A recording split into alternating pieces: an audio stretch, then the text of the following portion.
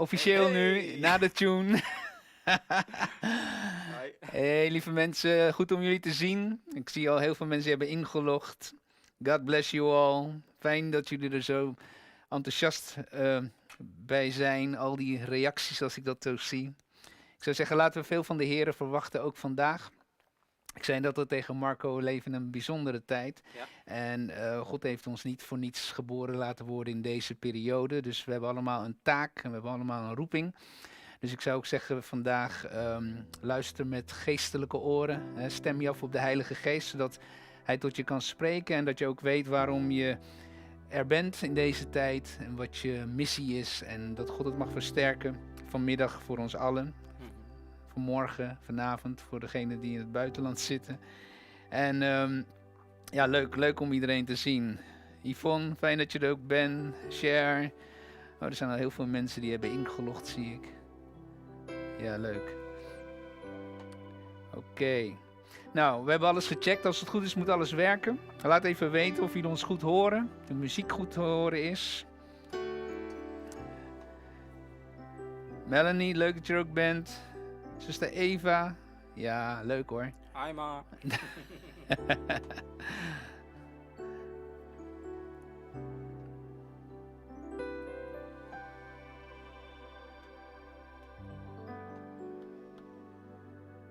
Oké.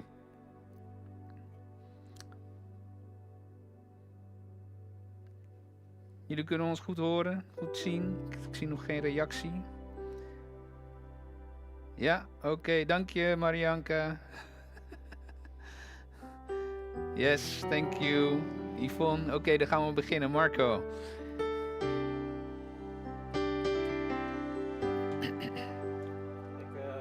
Eerste liedje. Savior, wij dienen een machtige redder, amen. Amen. Hij heeft ons bevrijd van de zonde. Hij heeft de hele wereld bevrijd van de zonde. Alleen heel veel mensen weten dat niet. Maar wij die daarin wandelen en daarin leven, we plukken alle voordelen ervan. Het is geweldig om God te kennen, dat zijn geest in ons woont en werkzaam is. En heel bijzonder in deze tijd geloven we dat Gods compassie door ons heen naar mensen toe zal stromen. Dus ik wil je ook vragen om je hart te openen. Als we dit lied zingen, laten we dat zingen als een gebed. Dat je de woorden niet zomaar zingt, maar echt naar God toe. Amen. En dit lied zegt, my Savior, he can move the mountains. Dus wat voor bergen er ook op onze pad liggen, zeg maar. Het komt... God is bij machten om ons te redden. He is mighty to save. Hij is de schrijver, de bedenker van redding, author of salvation. Hij is opgestaan en zijn opstandingskracht is in ons. Amen. Dus ik kan zeggen, waar je bent thuis, misschien sta je in de keuken, misschien lig je lekker in je bed. Ik zou zeggen, laten we opstaan, beweeg een beetje, zet je lichaam in actie en beweging en laten we het lied zingen. Ja. Die worden begeleid met oude pepers. Ja. Daar gaat hij.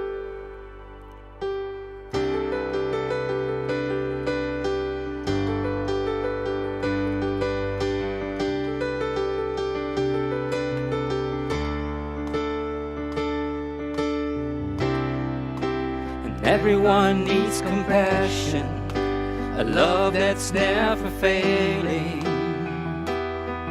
Let mercy fall on me. And everyone needs forgiveness, the kindness of a Savior, the hope of nations.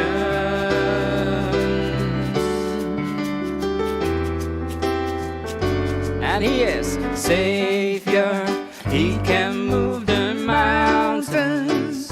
My God is mighty to save. He is mighty to save forever. Author of salvation. He rose and conquered the grave. Jesus conquered the grave.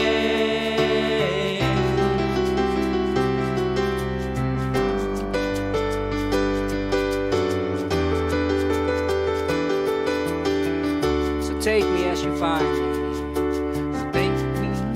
So take me as you find me, all my fears and failures. Fill my life again. I give my life to follow everything I believe in. Now I surrender. Geef je over aan hem, want hij is onze redder. Savior, Savior, He can move the mountains. My God is mighty to save. He is mighty to save. Forever, author of salvation. He rose and conquered the grave. Jesus conquered the grave. Savior, Savior, He can move the mountains. My God is mighty to save. He is mighty to save. Forever, author of salvation. He rose and conquered the grave. Jesus conquered the grave. shine your light. Shine your light and let the whole world see. Singing for the glory of the risen King. Jesus, shine your light and let the whole world see. We're singing for the glory of the risen Zing het nog King. eenmaal. Shine your light through me, Lord. Shine your light and let the whole world see. Schijn uw licht door ons. For the glory of the risen King. Shine your light.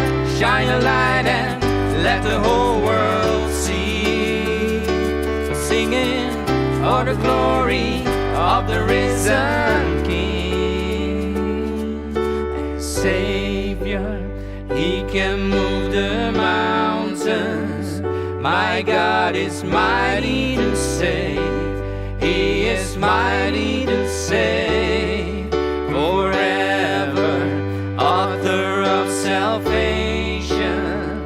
He rose and conquered the grave. Jesus conquered the grave. Here we go.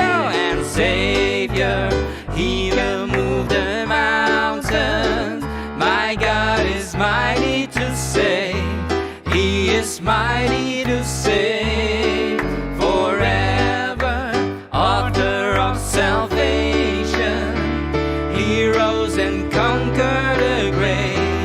Jesus conquered the grave.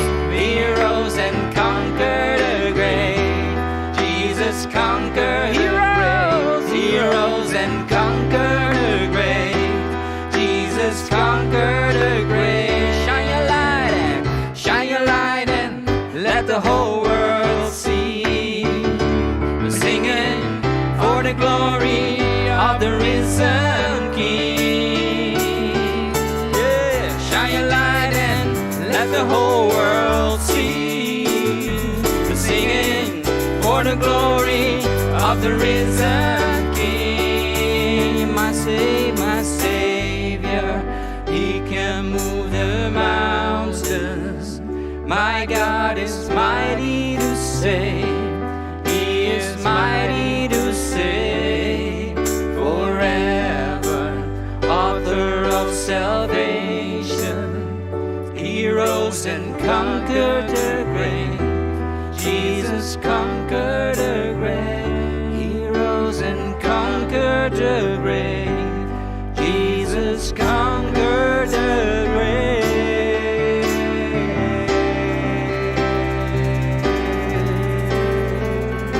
Halleluja. Amen, amen. Hij is opgestaan, amen. Zo is het. Ja, En Vader. we dienen een machtige redder. Glorie voor uw naam. Thank you, Jesus. We praise you. Hallelujah. Praise your name.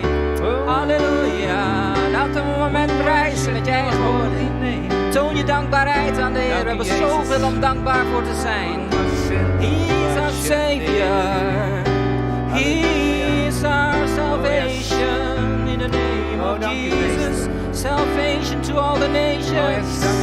Halleluja. Ja, Heer, we bevestigen en we spreken uw redding uit over alle naties van de aarde. En we geloven, Heer, dat elke stamtaal of natie van deze aarde zal uw naam kennen en uw glorie kennen. In de naam van Jezus. Oh, let your light shine, oh God. Let us shine in this time. Let your sons and daughters arise. Halleluja. Laat uw zonen en dochteren opstaan in deze tijd. En laat ons schijnen, Heer, in de nacht. Dank u, meester. Uw licht, Heer, schijnt in de duisternis. We zijn als een stad geplaatst op een berg. En alle naties zullen afkomen op uw licht. En alle naties zullen aan uw voeten komen, Heer Jezus. Ze zullen uw naam erkennen en uw redding aannemen. Naar de Heer en zing met ons. Halleluja. Geef hem eer en prijs. Wees afgestemd op hem vandaag. Ontvang zo vandaag. Halleluja. Shine your light and let the whole world see. Singing for the glory of the risen King. Shine your light and let the whole world see. We're singing for the glory of the risen King.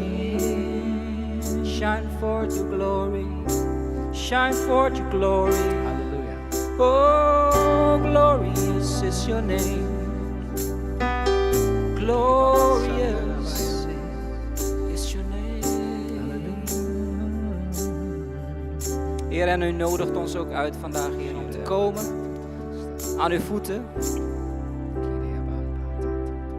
Om die uitwisseling met uw geest plaats te laten vinden, Heer, op dit moment, Heer. Spreek tot ons, verfris ons, Heer. U bent de bron, u bent als een rivier en u stroomt in ons binnenste, Heer. U wil ons afstemmen op deze stroom van levend water binnen in ons. Stroom door ons heen, stroom door een iedereen. Halleluja, let your river flow. En de Heer zegt, halleluja, He can move the mountains. My God is mighty to save. Yes, Lord. He is mighty to save forever. Author of salvation. He rose and conquered the grave. Jesus conquered the grave.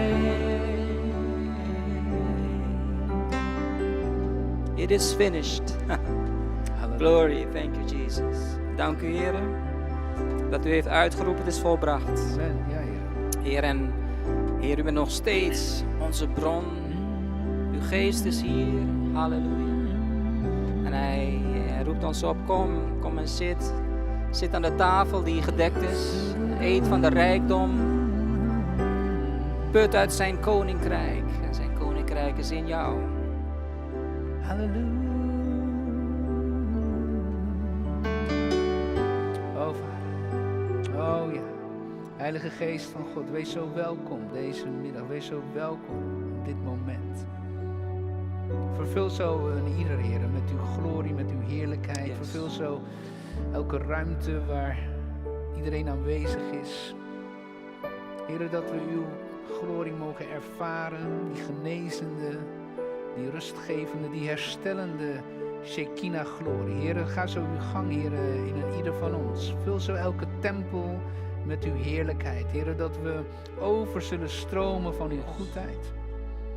Heer, dat iedereen aan ons zal merken dat het koninkrijk van God woonachtig is in ons, Heer.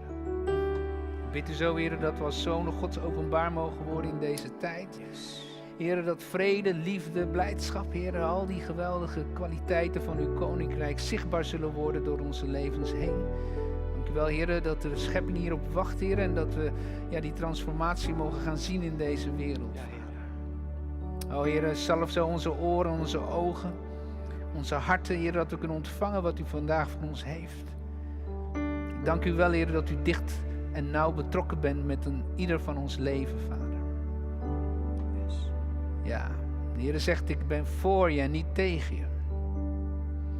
En wie zal tegen je kunnen zijn als ik voor je ben? Want met mij, zegt de Heer, ben je meer dan overwinnaar. Met mij trek je altijd aan het langste eind. Met mij ga je dwars tegen een legerbende in. Met mij ben je in staat om een koperen boog te spannen, zoals Gods woord zegt. En daarom, laat de moed niet zakken, maar weet dat je altijd met Christus de overwinnende hand hebt. Halleluja. Halleluja. Dank u, Jezus.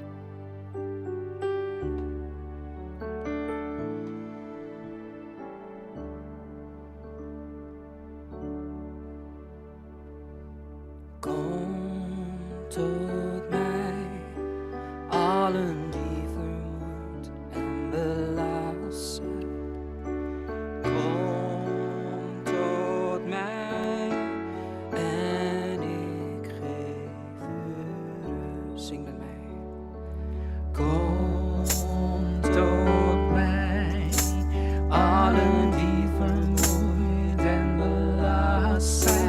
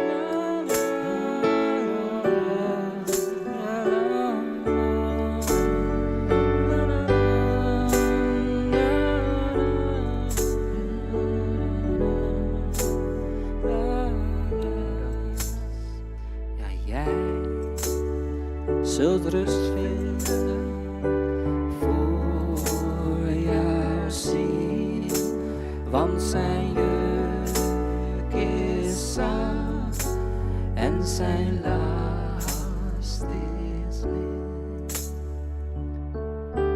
Yes, halleluja, dank u Vader dat we zo mogen zitten aan uw voeten.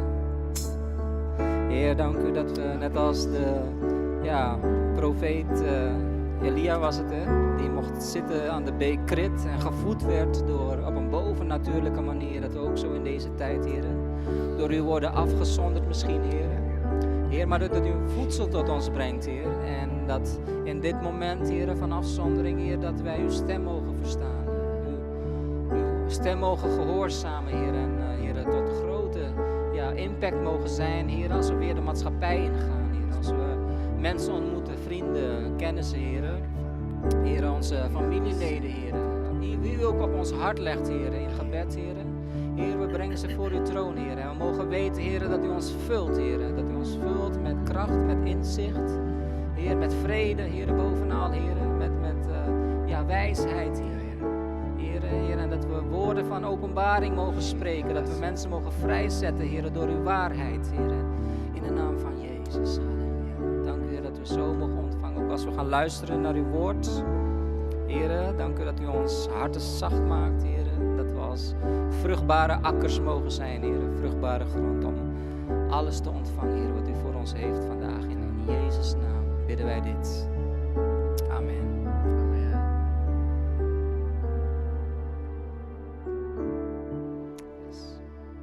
Amen en amen, amen. De Heer is hier, hè? De Heer is vlakbij. We leven in Hem, bewegen in Hem, zijn in Hem. Zijn koninkrijk is in ons. Alles wat je nodig hebt is al binnenin. Het is geweldig. En de Heer zegt, vraag maar. Kom maar bij mij en ik zal je rust geven. Ik zal je geven dat wat je nodig hebt.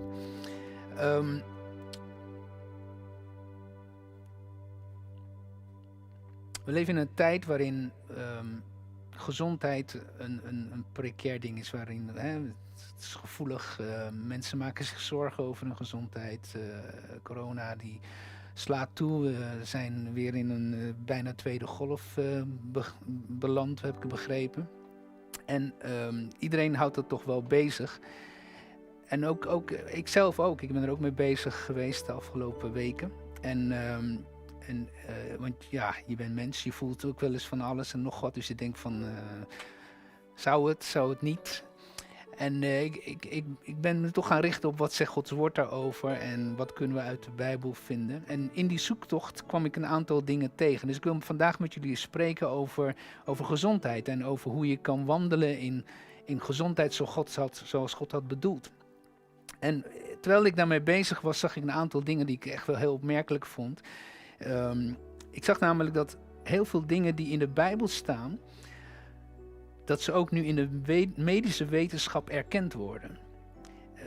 Kijk, we kennen al jaren de teksten over, van dat hij is onze heelmeester, door zijn stream is ons genezing geworden, enzovoort, enzovoort. Maar toch, als we heel eerlijk zijn, moeten we constateren dat ook heel veel gelovigen, heel veel christenen, mensen die met God wandelen, gewoon toch ook ziek worden, komen te overlijden zelfs. En dat je echt denkt, zijn het nou loze beloftes, wat heb je er nou aan? Ik geloof dat het ook te maken heeft met de volheid van de tijd. Dat naarmate we het einde naderen, en het einde is niet zozeer het einde, maar de nieuwe transitie van deze nieuwe wereld, waarin de zonen Gods openbaar gaan worden, waarin er een wereldmacht gaat komen die vanuit Gods koningsprincipes zal werken, van vrede, van blijdschap en liefde. En dat betekent dus dat daar een soort wedergeboorte gaan van de wereld. En daarin is gezondheid en voorspoed zijn daar ook sleutels. Dus wat mij opviel is dat ook binnen de medische wetenschap eigenlijk steeds meer erkenning komt en herkenning komt dat er bovennatuurlijke krachten zijn die ons als mens gezond doen laten zijn. En ik wil daar een paar dingetjes met jullie over delen. Er is bijvoorbeeld een recente medische studie geweest en dat noemen ze de Spontaneous Remission Project. En dat gaat over meer dan 3500 case studies van medische literatuur. Dus dit is echt bewezen, het is wetenschappelijk. Er zijn medici die hebben zich daarmee bezig gehouden. En die zijn tot de ontdekking gekomen dat er meer dan 3500 casussen zijn van patiënten die spontaan zijn genezen. En die in ieder geval niet medisch verklaarbaar zijn genezen. En ze zijn dat gaan onderzoeken. Hoe komt het nou dat er zoveel mensen zijn genezen? En we praten hier niet over een griepje of zo. We praten over ernstige ziektes. We praten over mensen die kanker hadden in fase 4. Je praat over AIDS-patiënten, over hart- en vaataandoeningen, diabetes, noem maar op. Ernstige ziektes. En het zijn er dus niet een paar, het zijn meer dan 3500 geregistreerde patiënten die spontaan beter zijn geworden. Dat kankers zijn verdwenen, dat allerlei verschrikkelijke ziektes zijn verdwenen. En ze zijn gaan bestuderen, hoe komt het nou? En Ze kwamen tot de ontdekking dat het toch te maken had met heel veel aspecten die je niet meteen zou toewijzen aan medisch ingrijpen. Een van de dingen die bijvoorbeeld veel terugkwam, viel me op, is dat ze zeggen van er waren heel veel mensen die dus terminaal waren. Dus ze waren opgegeven. De arts zegt van nou ja, joh, ik kan niks meer voor je doen. Ga maar naar huis en maak er het beste van. Die tijd die je nog hebt, geniet van het leven en doe wat je kunt doen. Want wij kunnen in ieder geval als medici niks meer doen.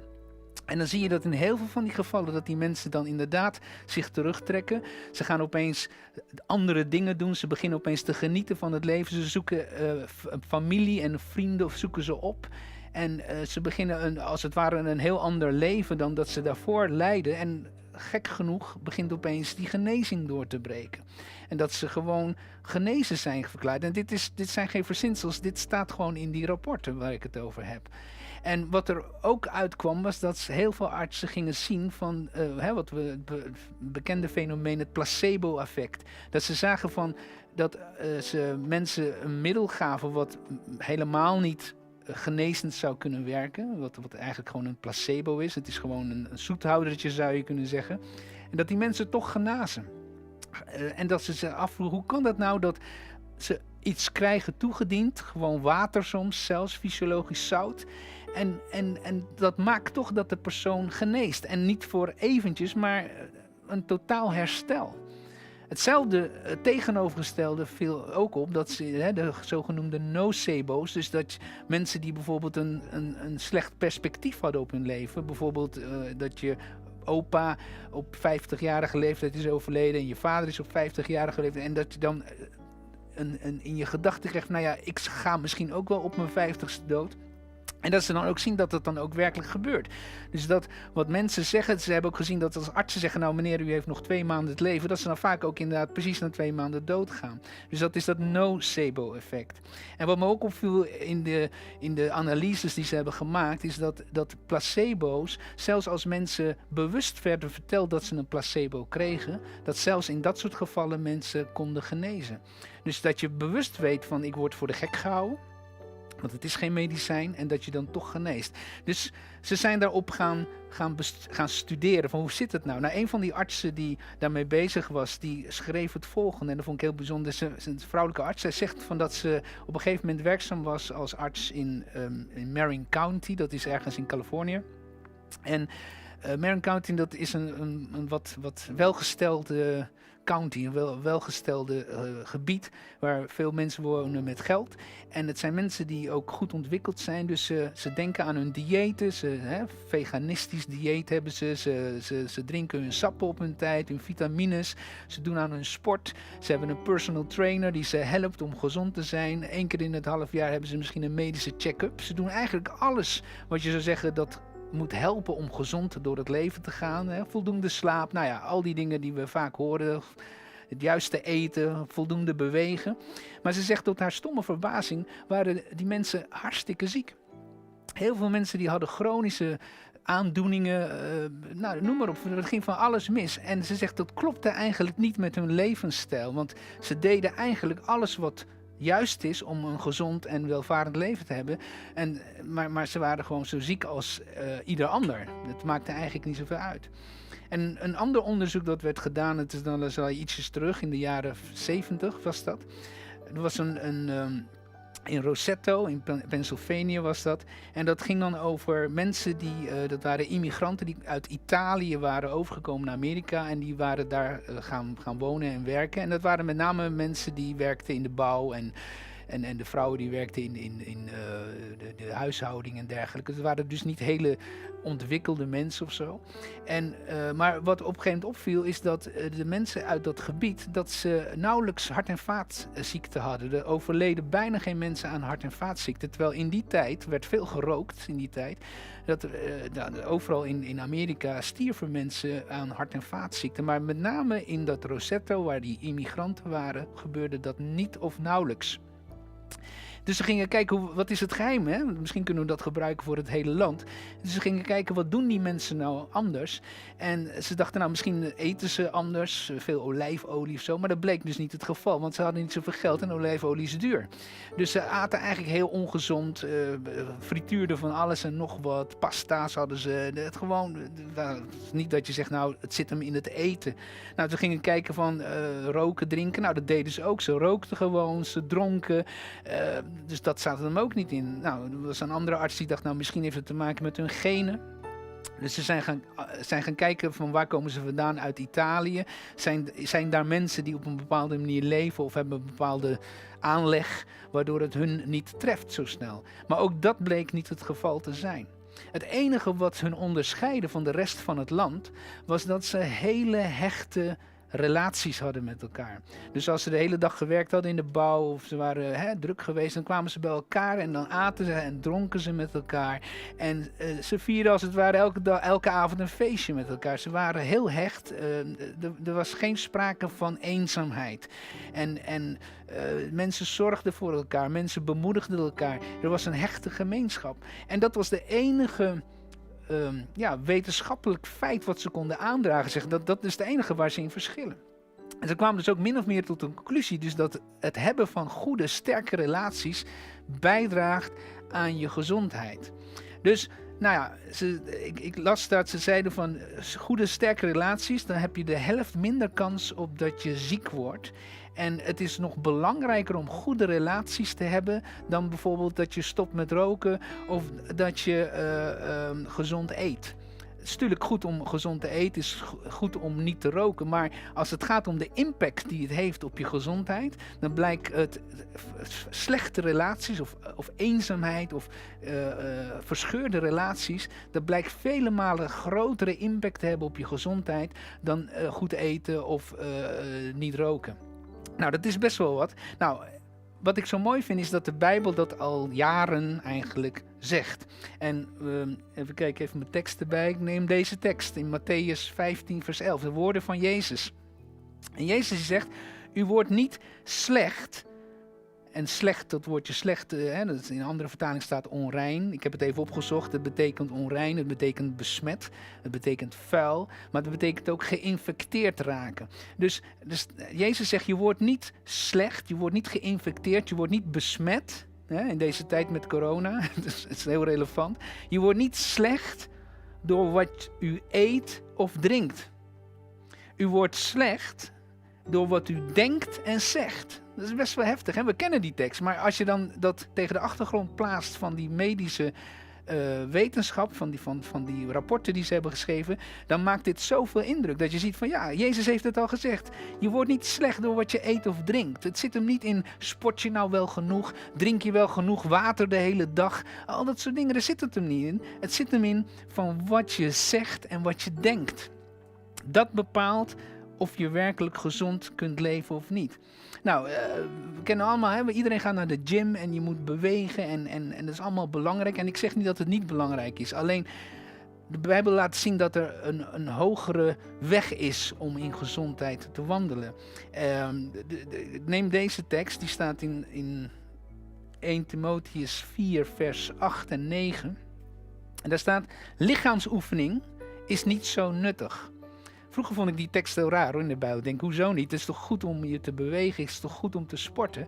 Maar Paulus die deze woorden schrijft, die zegt niet zozeer dat het slecht is of zo. Alleen, hij zegt oefening van de geest. Hè? Dus het gaat om een prioriteitsstelling. Hij zegt, als je wil oefenen, concentreer je dan meer op het oefenen van de geest dan het oefenen van je lichaam. Want oefening van het lichaam is niet zo nuttig, zegt hij. Dan zegt hij, maar de oefening van de geest is juist wel erg nuttig. Dus oefenen van de geest, nou wat bedoelt hij daar nou mee? Nou, oefenen wil niks anders zeggen dat je beweegt, hè? Dat je traint, dat je beweegt, dat je in beweging bent. Dus je moet bewegen en wandelen in de geest. Dat is oefenen in de geest. Nou, en hoe doe je dat? Bewegen en bewandelen in de geest? Dat is luisteren en gehoorzamen aan wat Gods geest je zegt. Want op het moment dat je gaat luisteren naar wat Gods geest tot je zegt, tot je spreekt, dan resulteert dat automatisch in Gods vrucht. Hij gaat je namelijk altijd zeggen van, joh, vergeef. Of hij gaat altijd zeggen van, wandel in liefde. Hij gaat altijd zeggen, wees geduldig. Hij gaat altijd zeggen van, joh, heb meer zelfbeheersing. Hij gaat altijd zeggen, kies voor het goede. Altijd zal Gods geest met dat soort adviezen komen. En dan is het aan jou om te gehoorzamen. En op het moment dat je dat doet, dan wandel je in Gods geest. Dan beoefen je Gods vrucht. Dan beoefen je wat Paulus zegt, oefening van de geest. En dat gaat maken dat Gods vrucht gaat toenemen. En de Bijbel zegt dus dat is juist heel erg nuttig. Dan gaat hij verder en dan zegt hij van, het heeft een goede uitwerking op alles wat je doet. Wauw. Dus de Bijbel zegt van, concentreer je nou wat minder op dat lichamelijke. En dat is goed om te doen hoor, maar daarvan moet je het niet hebben. De Bijbel zegt je moet het hebben van je oefening van je geest. En als je dat dus doet, dan is dat nuttig en heeft het een goede uitwerking op alles wat je doet. Het heeft een uitwerking dus op je lichaam, het heeft een goede uitwerking voor je gezondheid, goede uitwerking voor je financiën, voor je relaties, een goede uitwerking voor je emoties. Op alle terreinen is het beter om je te focussen op het oefenen van de geest. En dan zegt hij erachter, dat zal je niet alleen in dit leven helpen, maar ook in het toekomstige. Dus het is ook een investering voor wat na dit leven gaat komen. En dit vind ik zo mooi. Daar staat er, dit is de waarheid die iedereen zou moeten aannemen. Ja, dit is heftig, hè? Want we zijn zo geconditioneerd om wat de wetenschap allemaal vertelt. En dat is voor ons de norm. Terwijl de Bijbel zegt van, het hoogste waar je voor kunt gaan is oefenen van de geest. Wees daarop gefocust. En dit is een waarheid die iedereen zou moeten aannemen. Want op het moment dat je dit als waarheid gaat aannemen, ook wat ik vandaag tot je vertel, op het moment dat je dat als waarheid gaat aannemen, dan gaat het leven en dan krijgt het ook die hogere prioriteit waar de Bijbel over spreekt. Nou, wat me nog meer opviel in dat onderzoek, even erbij pakken hoor, want ik citeer even wat ik daaruit las. Dat ze dan zeggen, mensen die naar de kerk gaan of een religieus leven leiden, dus regelmatig naar de kerk gaan, die leven gemiddeld 14 jaar langer dan mensen die het niet doen. Nou, ik weet niet of het zit in de kerk gaan of dat het ook weer zit in die gemeenschap die je met elkaar hebt, dat je goede relaties hebt. Maar ik vond het opmerkelijk dat ze dat dus vanuit de medische wetenschap constateren. Dat mensen die dus naar de kerk gaan, mensen die dus met gelovigen samen optrekken, die leven gemiddeld 14 jaar langer. Wat ze ook zagen is dat blije en positieve mensen leven 7 tot 10 jaar langer dan negatieve mensen. Dit is gewoon wetenschappelijk vastgelegd. Blije mensen en positieve mensen leven meer dan 7 of 10 jaar langer dan negatieve mensen. Nou, ook dat staat in de Bijbel, hè? Kijk deze tekst, Spreuken 17 vers 22. Een vrolijk hart bevordert een goede gezondheid. Een sombere geest verzwakt het lichaam. Dus de Bijbel zegt, als je vrolijk bent, als je dus positief bent, hè, je hart staat voor je denken, voor je ziel, voor je emoties. Als je positief bent, als je daarvoor kiest, dan bevordert het je gezondheid. Heb je daarentegen een sombere geest, ben je klagerig, negatief, hè, zie je allemaal zwartgallig, dan verzwakt het je lichaam, het verzwakt je immuunsysteem. Je kunt minder hebben. Als er invloeden van buitenaf komen, is dat lichaam zwakker en ben je sneller ziek. Dat is eigenlijk wat hier staat. Dus, en dit klopt zo met wat de medische wetenschap dus ook constateert. Dat mensen die positief zijn, mensen die vrolijk zijn, mensen die er wat van proberen te maken, dat ze eerder genezen, dat ze sneller herstellen en dat ze 7 tot 10 jaar langer leven dan mensen die negatief zijn.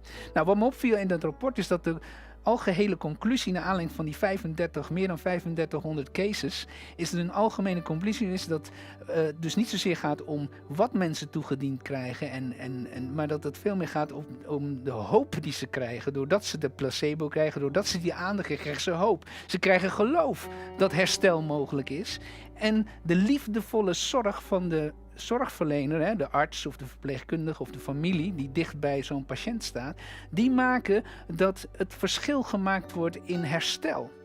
Nou, waar heb ik dat eerder gehoord? Hoop, geloof en liefde. De Bijbel, hè? 1 Korinthe 13. De Bijbel zegt van geloof, hoop en liefde. Dat is waar het om gaat. Waarvan liefde het grootste is. En liefde vergaat nimmer meer. Niks is sterker dan die agape-liefde van God. Dus dat is ook wat ze in de medische wetenschap tot conclusie zijn gekomen. Dat op het moment dat mensen hoop krijgen. Op het moment dat mensen liefdevolle zorg krijgen. Op het moment dat mensen geloof beginnen te krijgen. Ze beginnen te geloven. Hé, wacht even. Ik ben in staat om te genezen. Dan begint er iets te veranderen en dat maakt ook het grote verschil.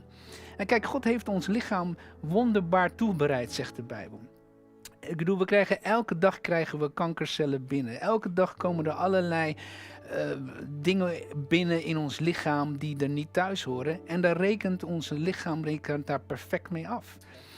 Maar op het moment dat ons denken, onze ziel, niet meer in lijn daarmee is, dan wat we net lazen, dan verzwakt het ons systeem, ons immuunsysteem. Ons lichaam wordt zwakker, waardoor zo'n kankercel of wat voor bacterie, wat dan ook, veel meer kans heeft om huis te houden. Dus dit is iets wat van de Bijbel zegt, dit is heel belangrijk. En dit moeten we zeker niet te lichtzinnig overdenken. En daarom geloof ik ook dat God ons hierin wil leren vandaag. Dat we gaan leren, ook te midden van deze dreigende tijd, dat we veel meer gaan begrijpen van dit lichaam wat God me gegeven heeft, is in staat om alles te kunnen weren, mits ik geloof, hoop en liefde toepas. En daarom is het zo van belang dat je goede relaties hebt en dat je niet in onmin leeft met mensen of in een haatrelatie met mensen, maar dat je kunt vergeven en zodat je in die rust bent.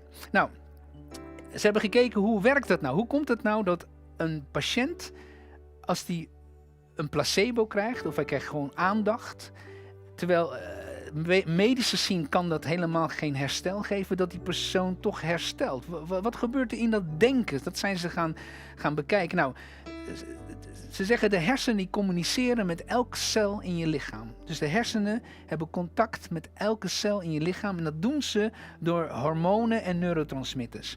Dus op het moment dat je stress ervaart, er is een probleem, weet ik veel, je moet ergens voor wegrennen of er is gevaar, iemand staat er met een mes voor je, ik noem maar wat.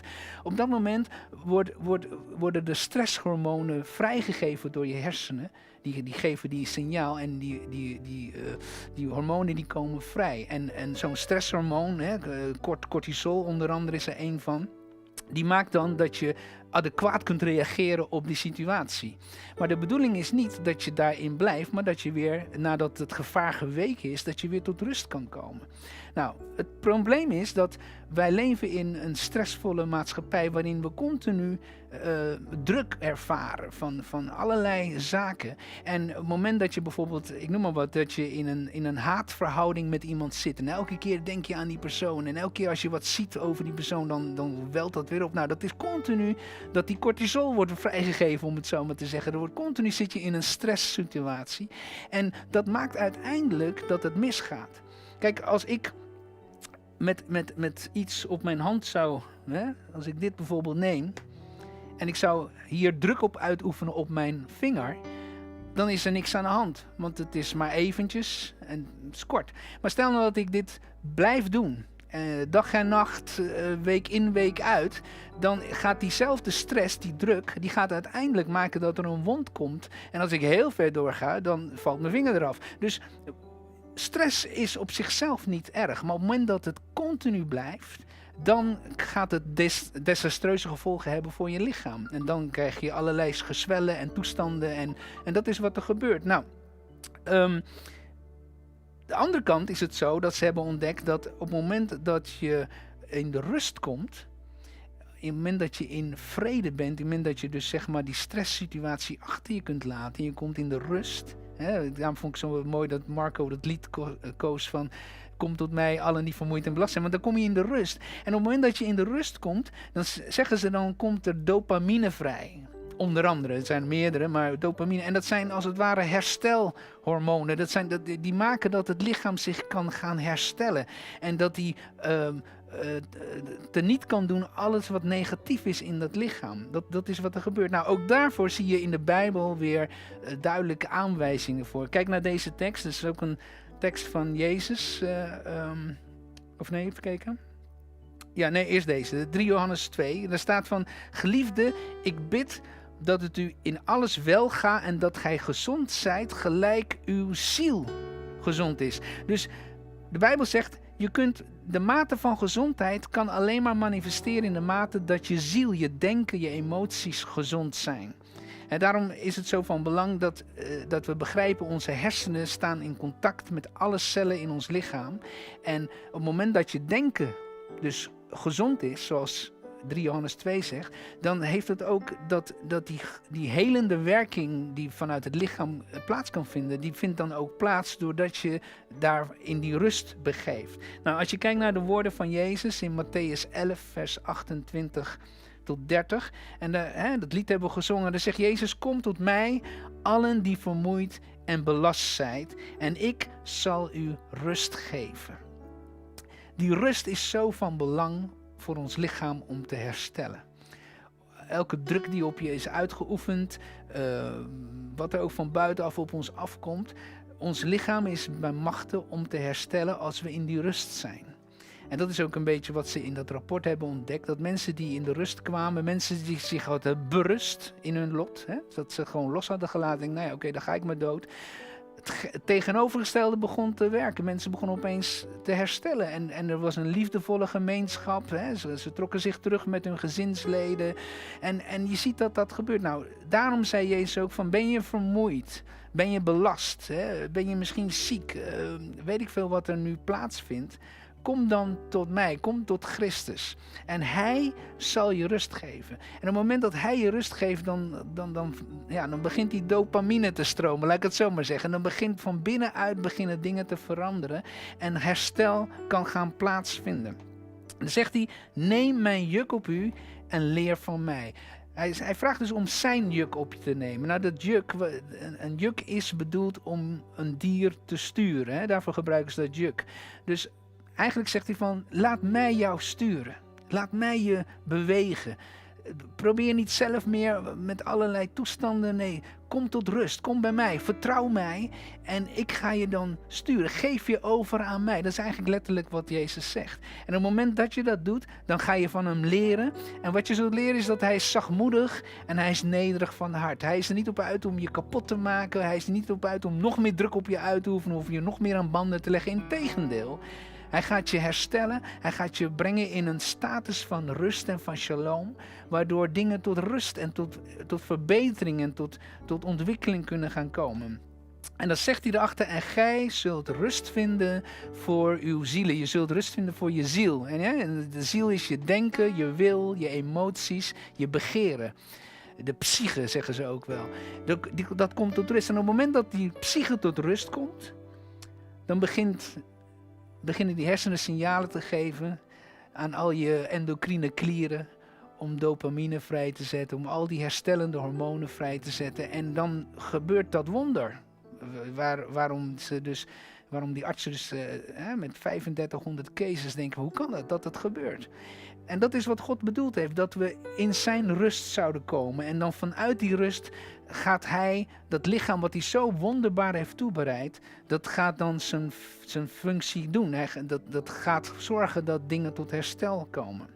Nou, er is nog een mooie tekst die daar ook over gaat. En die staat in Hebreeën 4, vers 10 en 11a. En er staat, wie door geloof die rust ervaart. Zie je, dus je kunt in die rust komen, maar het is door geloof. Je zult het moeten geloven. Je moet zeggen, Heere, ik ga dit aanvaarden, ik ga dit pakken, ik ga dit geloven.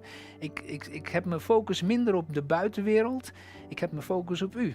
Want hij is de echte heelmeester, hij is de echte dokter, hij is de echte arts. Hij weet namelijk dat er veel complexer zijn dan alleen maar een chemische fabriek. Hij weet dat we uit ziel, geest en lichaam bestaan en dat dat allemaal met elkaar in verband ligt.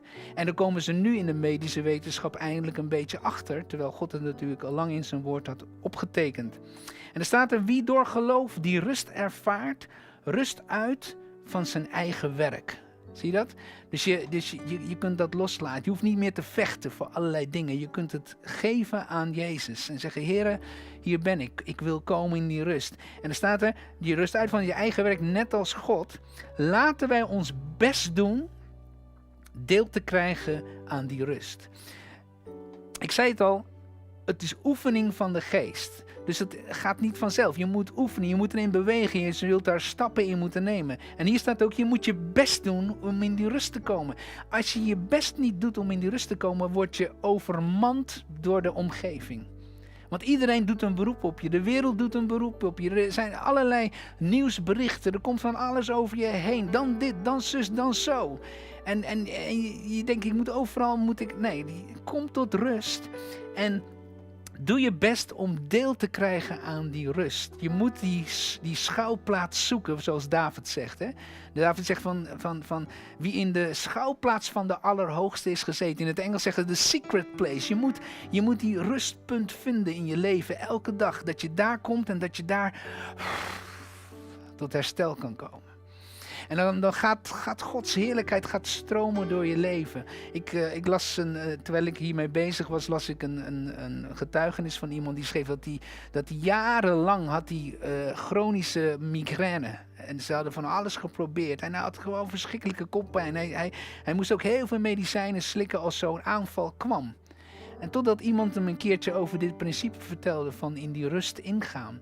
En hij is dat gaan beoefenen. Hij is elke keer als hij zich zorgen maakte of als er druk was of wat dan ook, dan ging hij leren om in die rust te komen en het los te laten. En het grappige is, vanaf die tijd is die migraine nooit meer gekomen. Dat het lichaam heeft zichzelf hersteld. En dat is wat God bedoeld heeft, dat we zo zouden functioneren. Dus we moeten ons best wel doen om in die rust binnen te gaan. Want als je dat niet doet, dan word je opgeslokt door de waan van alle dag. Als je niet de tijd neemt om in die rust te komen, dan kan dat herstel ook niet plaatsvinden. Daarom is het ook zo van belangrijk, hè? Dus medische wetenschappers zeggen het ook, dat je voldoende slaapt. Dat je goede relaties hebt. Dat er elke keer weer dat moment is waarin je kunt bijtanken, zeg maar. Nou, die secret place, dat is waar het om gaat. Kom in die rust. Ik weet nog van mezelf dat ik, in de jaren 80 was dat, toen werkte ik in het ziekenhuis. En toen op een gegeven moment liep ik een half jaar stage op de verloskamers, op de verlosafdeling. En ik kan me herinneren dat in die tijd was er een echtpaar. En die waren jaren bezig om kinderen te krijgen, om zwanger te raken. En dat lukte maar niet. En ze hebben van alles geprobeerd, allerlei testen, fertiliteitstesten. Ik weet het allemaal niet wat ze hebben gedaan. Zelfs IVF, als ik me niet vergis. Maar in ieder geval, ze hebben van alles gedaan om maar zwanger te raken. En dat lukte maar niet. Nou, ik weet niet hoe lang ze daarmee bezig zijn geweest. Maar in die periode dat ik ze leerde kennen, waren ze zwanger. Dus wat gebeurde? Ze vertelden dus dat ze op een gegeven moment, dat die arts heeft gezegd van jongens, sorry, we hebben alles geprobeerd, maar we kunnen niks voor jullie doen. Jullie zijn fysiek gezien gezond. Jullie zouden gewoon kinderen moeten kunnen krijgen. Maar ik weet niet waarom het niet lukt. Nou, die man en die vrouw die hebben toen op een gegeven moment, ze hebben zich erin berust. Ze kwamen in de rust. Ze zeiden, ja, nou meid, het is niet anders. Desnoods adopteren we een kind, maar we laten het voor wat het is. Weet je wat, we gaan lekker op vakantie. We nemen onze tijd om even bij te komen van deze moeilijke periode die achter hun lag. En nou, je raadt het al, hè? Na een maand vakantie komt ze zwanger terug. En wat je dus zag is, doordat er rust kwam, kon dat lichaam, de stress die er misschien was ontstaan door allerlei dingen, die kon zich herstellen. En daardoor was ze ontvankelijk om te ontvangen, om een kind voor te brengen. En dat is dus ook wat gebeurt. Nou, ik wil niet zeggen dat het altijd zo gaat, maar je ziet wel heel duidelijk in principe. En wat mij met name aansprak, is dat de medische wetenschappers ook steeds meer gaan begrijpen van die relaties, die psyche, het denken, de manier waarop je spreekt, dat is wel degelijk van invloed op hoe je cellen zich herstellen of niet. Dus wij als kinderen Gods, wij zouden daar veel meer mee moeten doen dan dat we tot nu toe misschien ook doen. En dat we ook misschien net als de wereld te veel zijn ons heil zijn gaan verwachten van artsen of van mensen om ons heen. Terwijl God zegt, ik heb alles wat je nodig hebt, zit al binnenin. Het koninkrijk van God is in u. En dat moet meer dan voldoende zijn. Nou, ik weet wat ik nu zeg is best wel een uitdaging. Ik neem deze tekst, dat vind ik ook een heftige tekst. Ik heb er zelf ook altijd vrij veel moeite mee gehad. Ik dacht, ja heren, hoe dan? Maar ik begin steeds meer en meer te zien dat God ons wil brengen op dat hogere level. Kijk, Romeinen 8 vers 11 zegt, als de geest van God in u woont, heeft dat ook gevolgen voor uw lichaam. Zie je, als wij geloven dat Gods geest in ons woont en dat het koninkrijk van God in ons is, dan heeft dat gevolgen voor je lichaam. God heeft Jezus uit de dood opgewekt, wel doordat zijn geest in u woont, zal hij ook uw sterfelijke lichaam levend maken. Wauw, ik bedoel, dit is een belofte die ik nog niet gerealiseerd zie worden, maar God heeft het wel gegeven. Dus ik zou zeggen, strek je ernaar uit dat Gods geest in je voldoende is. Als je in die rust komt, in die secret place, in die geheime plaats met God. Al vallen er 10.000 aan je rechter en nog zoveel duizend aan je linker, dat zal je niet genaken. Dat is, je gaat je denken veranderen, omdat je hebt begrepen, er is al gekocht en betaald voor mij. En je gaat anders spreken, je wordt positiever. Terwijl er misschien helemaal geen reden toe is, als je kijkt naar de feiten. Maar doordat je je denken gaat veranderen en doordat je, wat Jezus zegt, van niet wat je mond inkomt, maakt je onrein. Maar wat juist uit je mond komt, wat je denkt, dat maakt je onrein. Dat maakt je zwak. Dat maakt dat je weerstand naar beneden gaat. En daarom, de Bijbel zegt heel duidelijk dat het heeft gevolgen voor ons lichaam. Het feit dat Gods geest in ons woont. En God heeft het lichaam gemaakt om zichzelf te herstellen. En dat weten we allemaal. Ik bedoel, als je een wondje hebt, dat gaat over. Ik bedoel, maar dat geldt eigenlijk voor ons hele lichaam. Sterker nog, de wetenschap, de medische wetenschap zegt dat elke cel, elk orgaan in ons lichaam wordt vervangen om de zoveel tijd. De ene gaat sneller dan de ander, maar elk orgaan wordt vervangen. In de tijd dat ik zelf in de opleiding zat, leerde ik nog dat neuronen, je zenuwstelsel, dat als die eenmaal stuk zijn, dan is het einde verhaal. Daar zijn ze nu ook van teruggekomen. Ze zijn ook gaan zien dat neuronen zelfs zich kunnen herstellen. Het duurt alleen veel langer, maar zelfs dat kan. Dus ik geloof met heel mijn hart dat God het lichaam gemaakt heeft om zichzelf te herstellen, mits wij ook in lijn zijn met ons denken en onze gedachten en onze emoties. Kijk naar deze tekst. Dit vind ik ook een hele mooie tekst in 1 Korinthe 2 vers 14 tot 16. Er staat, maar iemand die opgaat in deze wereld. Nou, daar heb je het, hè. Als je opgaat in deze wereld, als je alles maar aanneemt wat de wereld je leert, dan weigert wat van de geest van God komt. Het is moeilijk om nog te luisteren naar Gods geest als je overdonderd wordt door wat er in de wereld om je heen gangbaar is.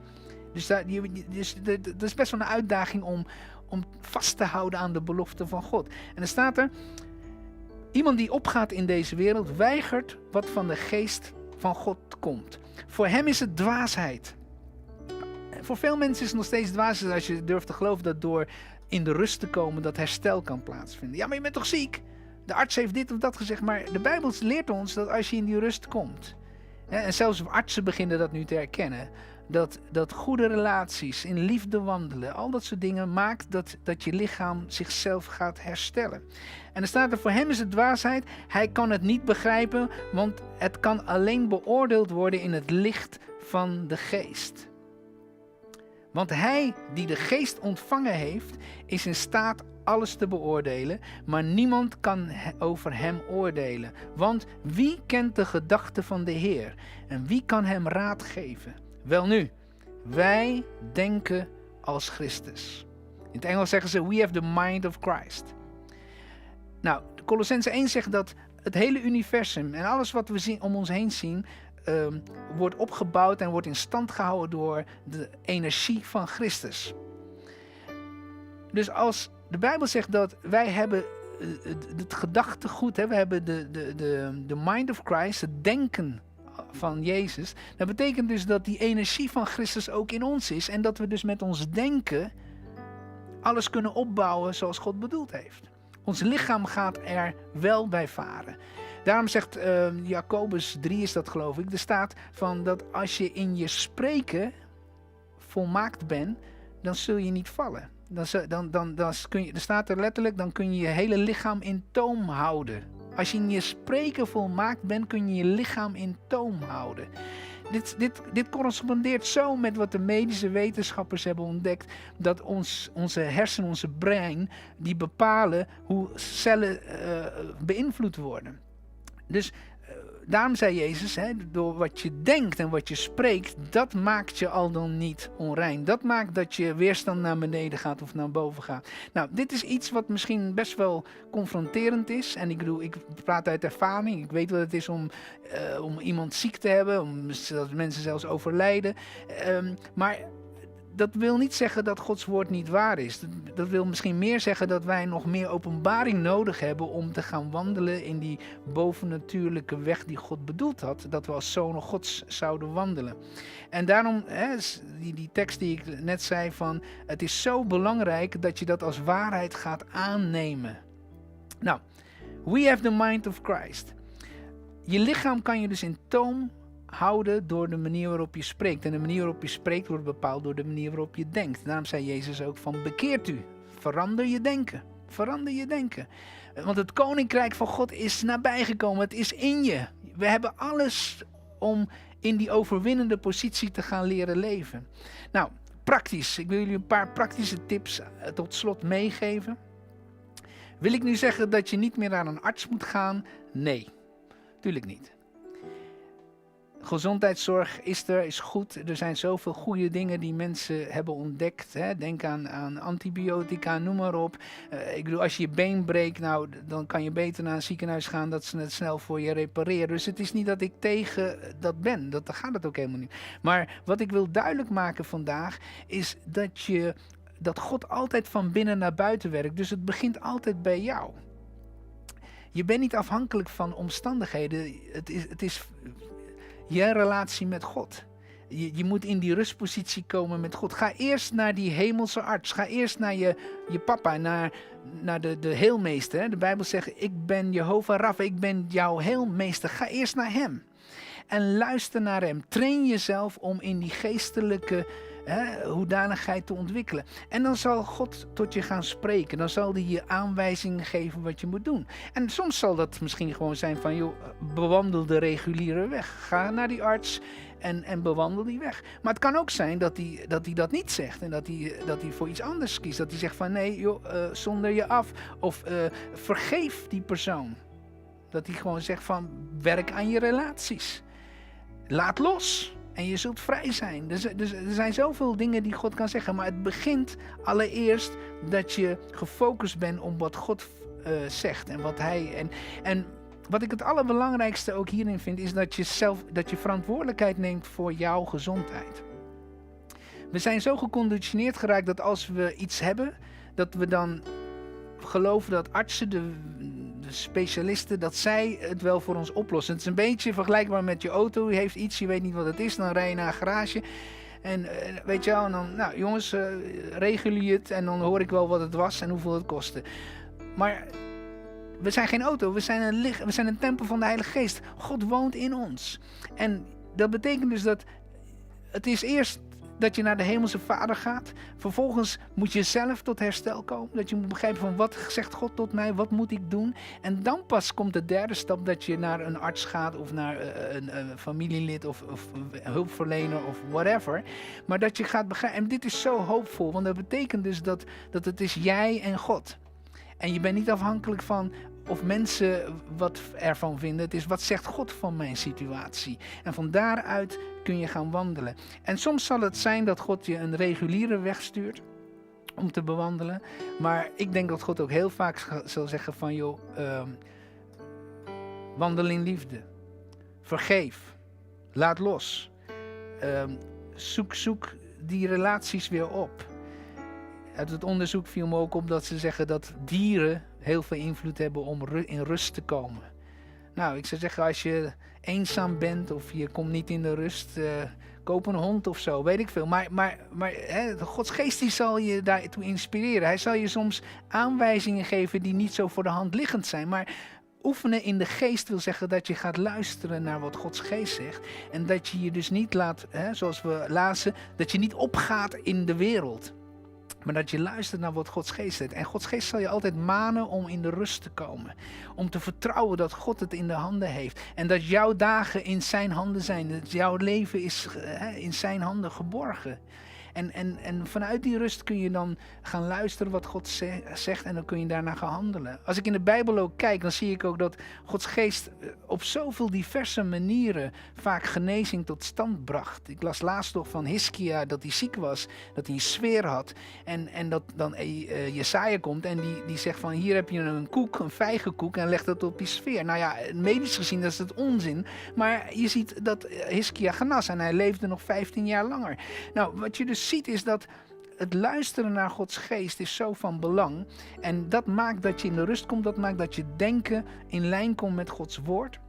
En dan gaat dat lichaam vanzelf mee. Dat lichaam gaat zich herstellen. Dat lichaam gaat de nodige hormonen vrijzetten. Hè? Dat herstel gaat komen. Dus train jezelf om elke dag tot rust te komen. Train jezelf om Gods aanwezigheid te zoeken in je leven. En elk probleem wat zich voordoet in je leven, dat je dat voorlegt aan je hemelse arts, aan je hemelse papa. En dat je zegt, Heer, hier ben ik. En u kent de druk, u kent de stress die op mijn leven wordt uitgeoefend. U weet dit en dit en dit en dat. En dan ga je zien, dat gaat God heel specifiek je aanwijzen wat je moet doen. En soms zal hij het misschien zo wegnemen. Andere keer zal hij zeggen, doe dit, doe zus, doe zo. Maar het voordeel ervan is dat je altijd in de regie zit. Het is niet van, nou, ik ben slachtoffer van. Hè? Ze hebben me wat aangedaan. Of die arts heeft het niet goed gedaan. Of dit. Nee, je weet, mijn leven is in Gods handen. En hij zal alles doen medewerken ten goede.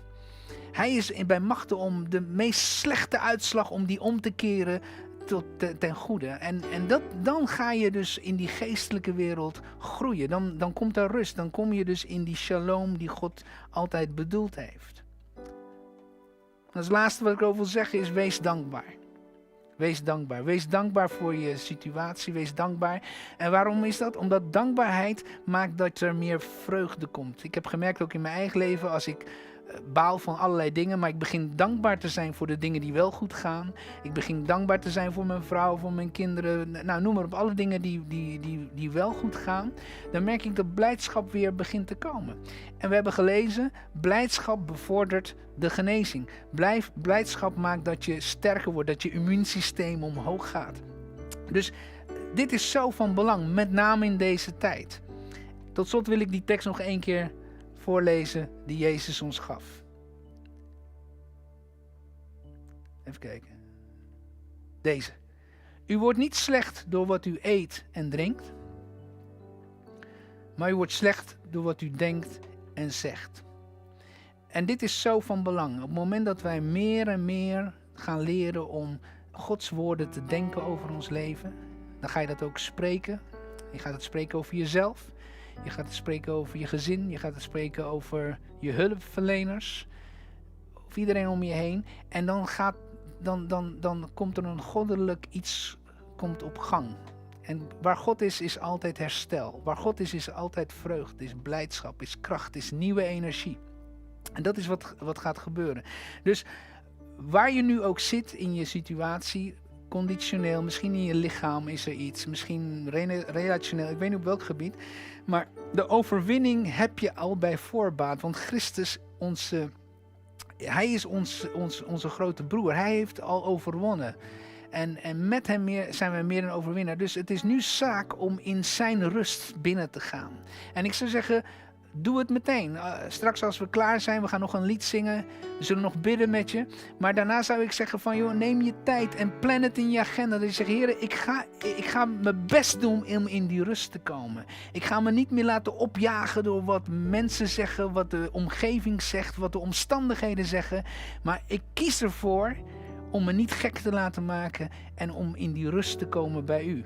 En op het moment, ik heb het ook in mijn eigen leven gezien, op het moment dat dat een gewoonte wordt, dan wat er ook gebeurt, je weet altijd die plek te vinden.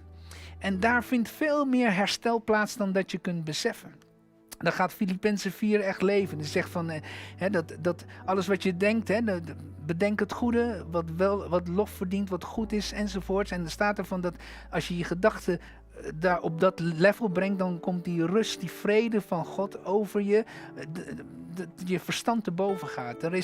Terwijl je te midden bent van corona, te midden van een woelige wereld, mensen die hun banen verliezen en zo, is daar een rust. En dat is een rust die je verstand te boven gaat. Je kan het eigenlijk niet begrijpen waarom je in die rust bent, maar dat is die goddelijke rust van God. En dat heeft hij voor ieder kind van God bedoeld.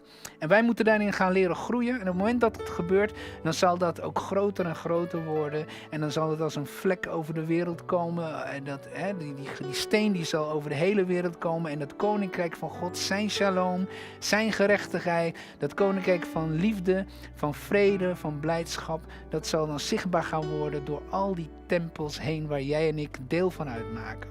Amen? Oké, ik hoop dat jullie het hebben ontvangen. Oké, Marco, laten we een lied zingen met elkaar en daarna dan wil ik heel graag ook voor jullie allemaal bidden. Yes. Ja, die plaats, die secret place waar pastor Steven het over had, daar kunnen we zweven, boven alles. Hè? Amen, amen. Alle omstandigheden, al onze gedachten, alles wat op je afkomt. Maar we moeten die stap nemen om die rust te zoeken. En dit lied zegt ook, Heer, ik kom tot u. Het is een besluit wat je neemt. Laten we dat met elkaar zingen.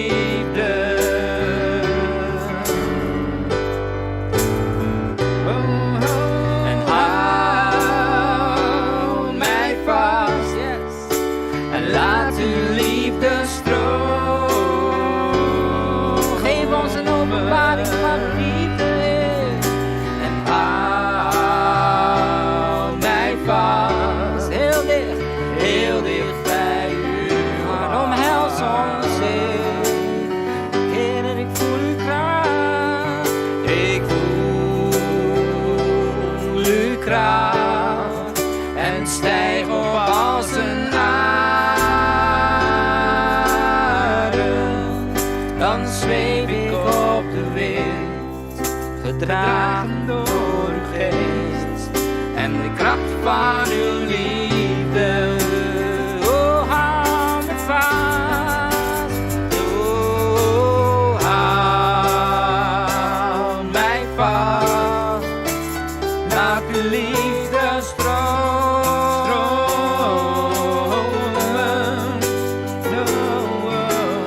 Hou mij vast, heel dicht bij uw hart. Ja, ik voel uw kracht en stijg op als een adem. Dan zweef ik op de wind, yes, gedragen door uw geest en de kracht van uw liefde. De grootste kracht in het universum, halleluja. Dan zweef ik op de wind, gedragen door uw geest en de kracht van uw liefde. Waai met uw liefde over ons Heer, stroom door ons heen. Dan zweef ik op de wind, gedragen door uw geest en de kracht van uw liefde. Dan zweef ik op de wind, Halleluja. gedragen door uw geest Yes, Lord. en de kracht van uw liefde. Oh, oh, oh, oh. Hey, hey, oh, halleluja. Ja, Heer, u bent Jehovah Rapha, Heer. U bent de geneesheer. U bent onze dokter, onze specialist, Heer. U heeft ons gemaakt. Elke cel in ons lichaam kent u, Heer. En zo, volk van God, ik wil jullie vragen, hef je handen omhoog. Als je ziek bent, leg je hand op je zieke plek. Als je hele lichaam ziek is, leg je hand op je hoofd. En geloof werkelijk dat God bij machten is om boven bidden en boven denken te kunnen bewerkstelligen. En hier zo als broers en zusters gezamenlijk eenparig, als deel van het lichaam van Christus, komen we tot u. We bidden u op dit moment dat u uw genezende kracht vrijzet, Heer. Heer, dat het herstellend werk wat vanuit ons lichamen kan plaatsvinden, dat het in volle 100% op dit moment plaatsvindt. Al die geweldige hormonen die ons heeft gegeven voor herstel, dat die beginnen te stromen door ons leven, door ons lichaam heen. Heer, ik bid u, Heer, dat elke ziekte, Heer, plaats moet maken voor herstel. Yes. Alles wat niet in lijn is met uw woord, Heer, dat het volledig in lijn komt, tot herstel komt, tot genezing komt, tot bevrijding. Ik bid u zo, Heer, dat mensen los kunnen laten, zich kunnen berusten in de situatie, zodat u vanuit uw rust herstel kunt gaan geven. En zo, volk van God, wees gezegend. De Heer, Hij behoedt en bewaart je. De Heer doet zijn aangezicht over je lichten en hij zij je genadig. De Heer, hij verheffen zijn aangezicht over je. En hij geeft je zijn vrede, zijn shalom. Wees gezegend in de stad en wees gezegend op het veld. Wees gezegend in je ingaan en uitgaan. En wees zeer voorspoedig in alles wat je onderneemt. De Heer zegt, wees niet bang. Vrees niet, geloof alleen. Want zie, ik ben met je. Al ga je door een dal van diepe duisternis, ik ben met je. Je hoeft geen kwaad te vrezen, want ik ben met je, zegt de Heer. Tot de voleinding van deze wereld. En ieder die het gelooft zegt, amen. Amen. Amen. Hey, God is hier. God is met je. Halleluja. Ja, en ik zie uit naar... vertel ons wat God gedaan heeft. Doorbraak misschien in je leven, wat voor gebied dan ook. Laat het ons weten. Dat bemoedigt ons ook weer. We zijn eigenlijk helemaal vergeten om natuurlijk mededeling te doen over hoe we verder gaan. Maar even kort, de reacties van de vorige keer waren een beetje wisselend. De ene zei van ja, begin weer met onderwijssessies in de silo. De ander zei niet. We zijn ons een beetje nog aan het beraden. Ook omdat natuurlijk de laatste tijd weer van alles en nog wat te doen is. Maar wat sowieso we moeten doen is dat we eventjes ook wat technische faciliteiten moeten aanbrengen in de silo, zodat we ook kunnen streamen, want dat was ook een reactie van velen van, joh, we doen beide. Hè? Dus en die meeting en ook meteen streamen, zodat mensen die er niet bij kunnen zijn dan ook toch deel kunnen zijn van die meeting. Dus, maar daar moeten we nog wat technische dingen voor regelen. Dus we gaan ermee aan de slag en laten we wel weten wanneer dat in orde is en dan kunnen we kijken of we weer eens in de silo bij elkaar kunnen komen. Ik zou zeggen voor nou, God zegen jullie. Geniet nog van je dag, van je avond, van je ochtend, daar waar je ook bent. De Heer is met jullie en we zien uit naar jullie reacties. God bless you. We love you. Bye bye. Lobby, lobby.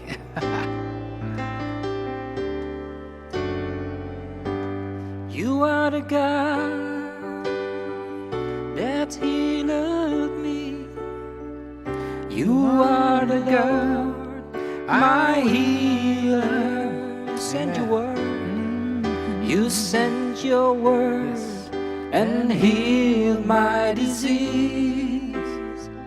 You are the Lord, my healer.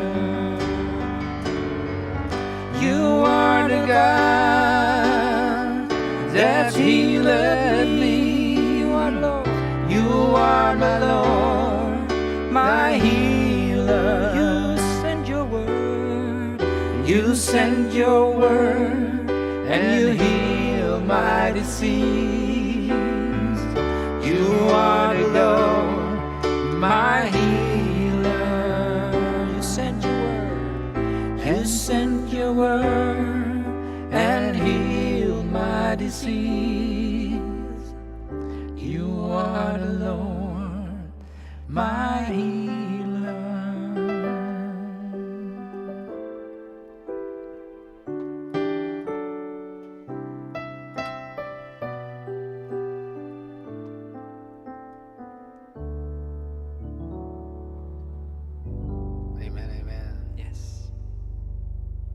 Bye bye.